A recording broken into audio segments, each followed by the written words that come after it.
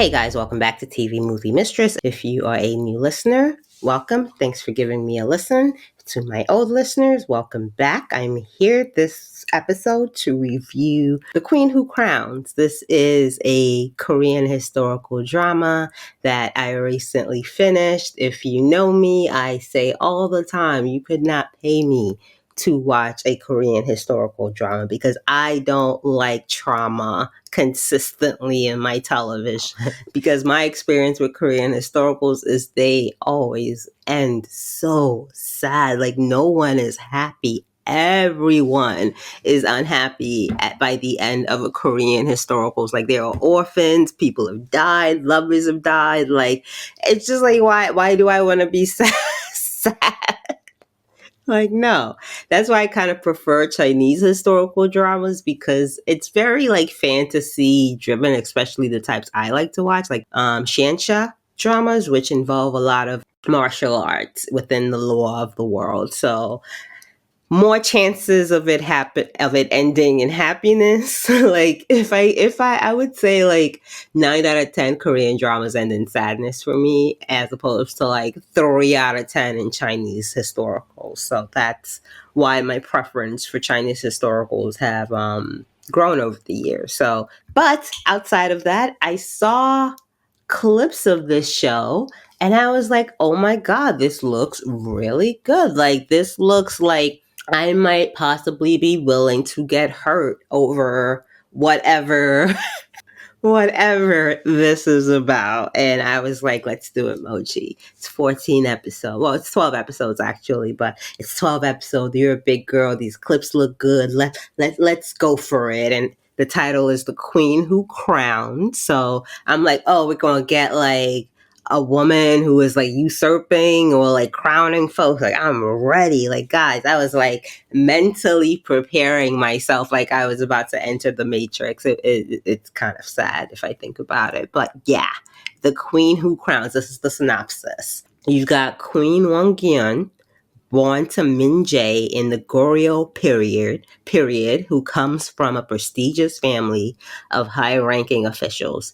She marries Yi Bang-won, son of King Taejo, founder of the Joseon Dynasty. Joseon Dynasty is basically Korea, South Korea anyway. Back then, you would include South and North Korea, but, for today's example, just South Korea. When King Jo names his second son, Yi Bang-won, as the successor, Lady Min and her husband plot to make Yi Bang-won the next king.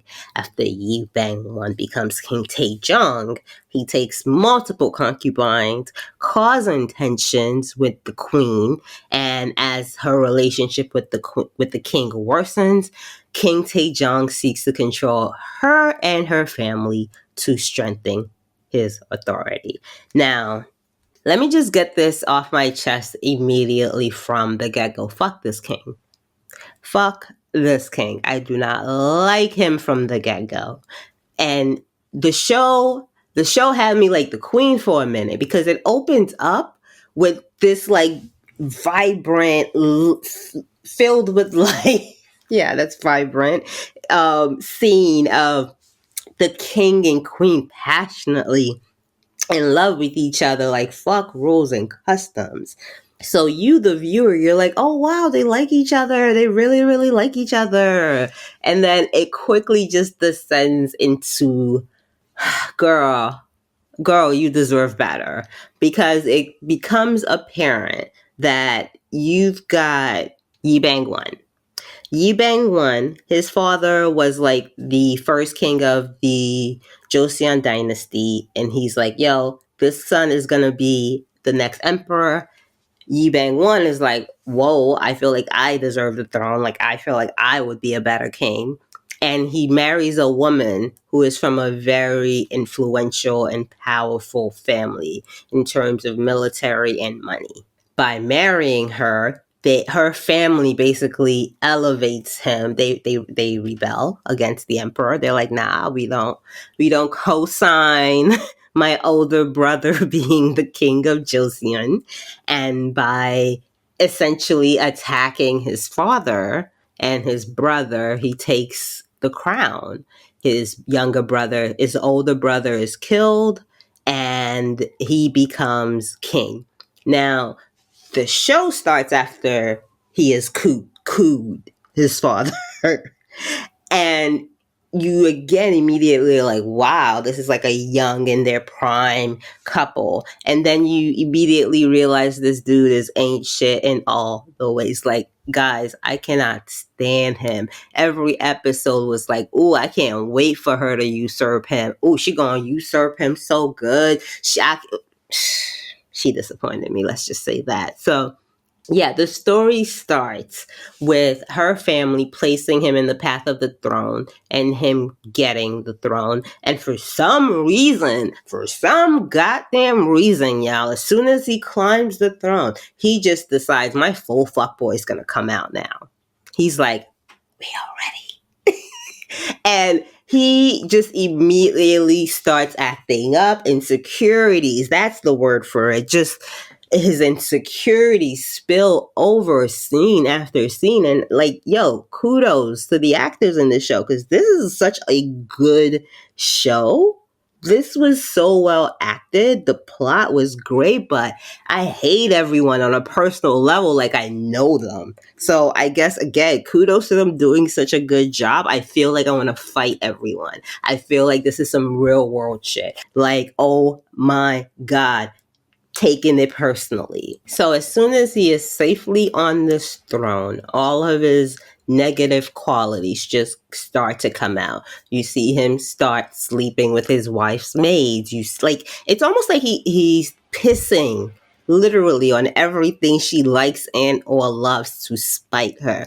And she is just really confused as to who this person is in front of her, because she was like, she's presented as a very scholarly woman. She's smart and like almost like a warrior queen, in the sense that like you see her with armor.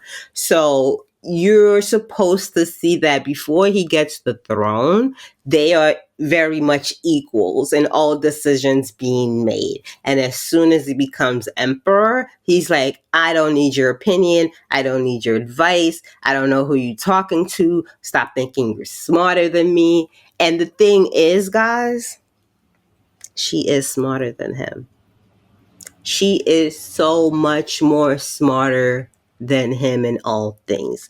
She knows it. He knows it. The people around them know it, but they're not disrespectful to him about it. This is actually portrayed in one of those situations as just a woman who knows shit because she has been raised in a military family with more freedom and opportunities than most other women. And the men, for the most part, are kind of fine with it because it's like, girl, you know your shit. You smart. We will listen.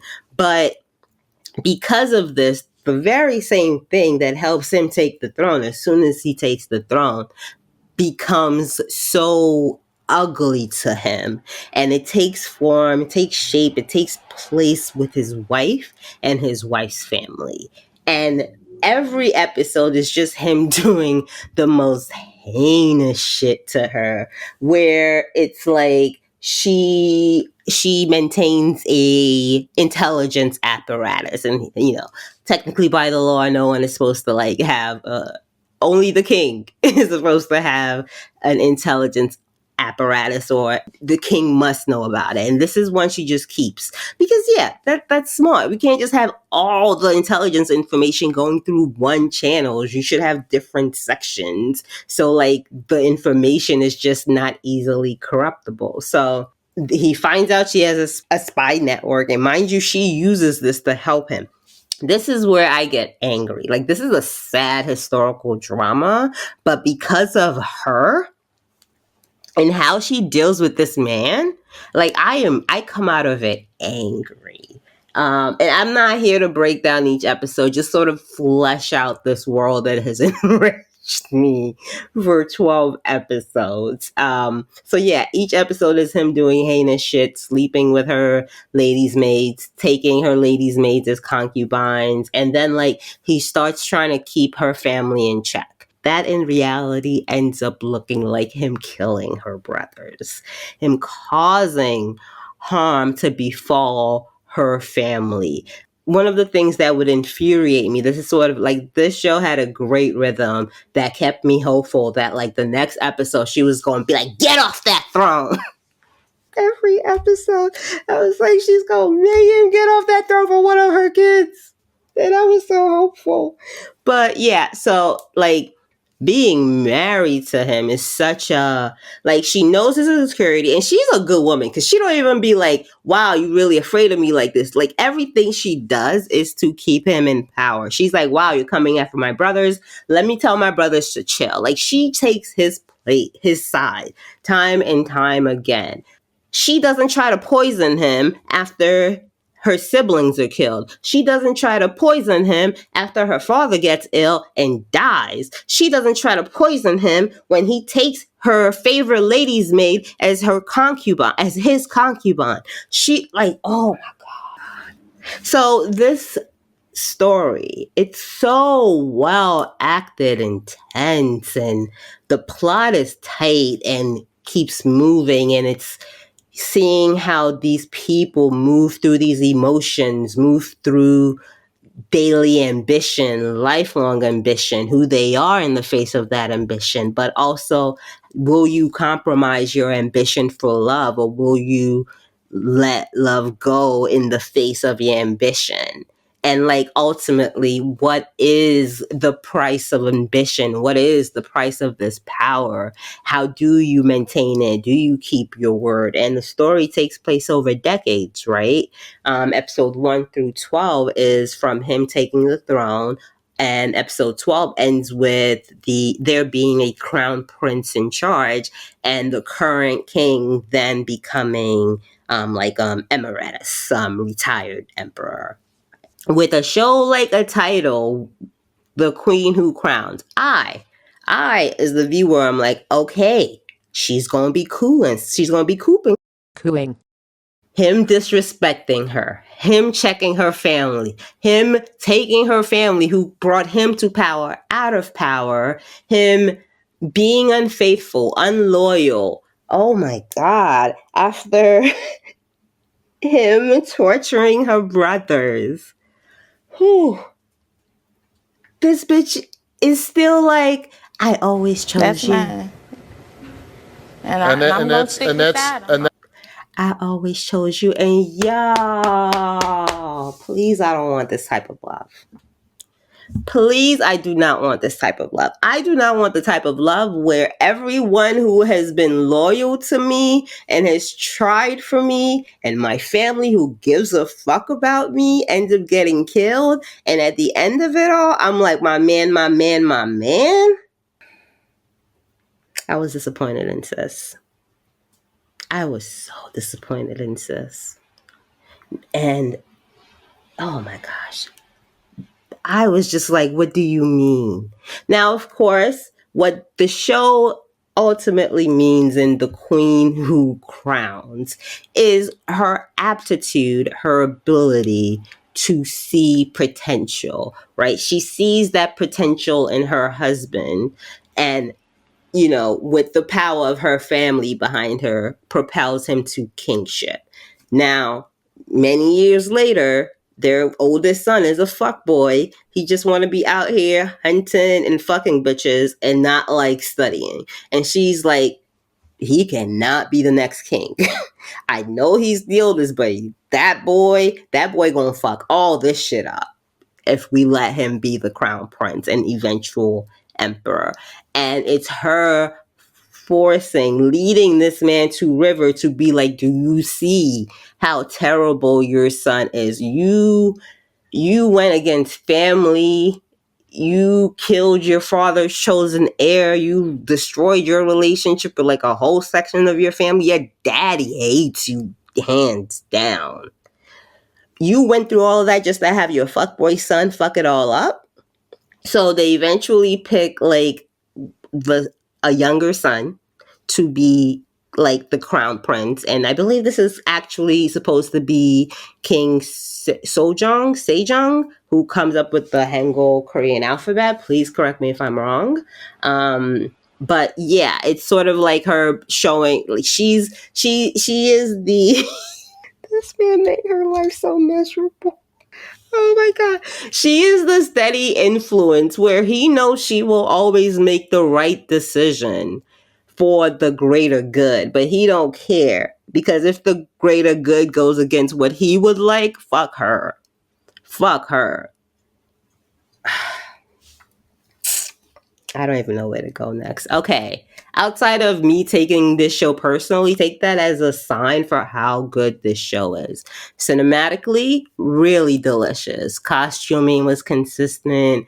The characters outside of the king and the queen, like they have this villain guy who is just the absolute worst. And I was waiting for his downfall. Like I was just like, I don't know how this ends, but I need you to be like ended by it all. So costuming was great. The plot was really tight. Again, the tension that they kept throughout over and over because they had your girl hoping like they would just take this man off the throne, take him out the game. Thank God I didn't know the actual history of this man because I would have probably known right off the bat like he ain't going nowhere. He will be comfortable in that seat throughout. But outside of that, outside of the plot, which really got to me, I love the acting. I love the chemistry between the actors who play the king and the queen. I think as much as I've yelled and screamed, it is a very complex and nuanced portrayal of power wrapped within a personal relationship and, you know, the actual idea of influence. Now, I'm not even saying the king was wrong to check his wife's family, but the way he would always be extra petty, like every episode would start with him like, it would start with him like, you're like, oh, he's being a good guy. And then by the end of it, it's just like him doing the like extra petty shit that causes his wife pain. And he's always like, I'm not doing this to you. This is not about you. Like, we cool. I'm like, what do you mean you killing her brother's arm isn't about her? And there's so many other things I could mention, right? And I've only kind of mentioned he sleeps with her concubines and he kills her family members, which is like sort of the most egregious stuff. But there's also so many little things that he does in their daily life that is so exhausting. But no, the king is like, the queen is like, that's my man. I'm going to stick by him. Loyalty and everything to the end. And this is a very well done show, regardless of that. Regardless of if I wish she had taken his head and just dunked it in a vat of water and held it there. Really enjoyed it. Again, like I said, the characters, there's even like this concubine, one of the noble consort put it of the king, and I love the interplay of her relationship with the queen and how that kind of flips over time. But yeah, it's just, this was a very enjoyable episode, and a very enjoyable set of episodes, and the first Korean historical dramas that I have finished in a timely manner in years. Like this came out January 6th, and he just finished last week, February 10th. And here I am talking about it. So look, this is very quick for me. Now there's episode 13 and 14, which looks like previews to How Their Love Began. I have not watched it, episode 13 and 14, because fuck that. Fuck that. What do you mean this is how their love begun? I don't care how their love begun. I don't want to see him in love with her because I see how he treats her like trash for the rest of their marriage. I don't care if he was nicer to her in the beginning. And who told them we wanted to see that? just I just wanted to punch him in the face, y'all. But yeah, overall, great acting from everyone. Plot was tight. This is an official Korean historical drama. Music was good. Acting was good. Cast, story, plot, tension, costuming. Yeah. Was I angry throughout all of it? Hell yes. But was it a good historical drama? Hell yes. So on that note, I am highly recommending you guys go check out The Queen Who Crowns, starring Cha Ju-young, Lee In-wook, Lee Dam, Lee Shi-ah, and numerous other fantastic actors. I think you guys will really enjoy it. I watched it on Viki. If you have watched it, let me know your thoughts. If you end up watching it, let me know your thoughts as well. And that's all I've got for you guys. We'll talk again soon. Bye.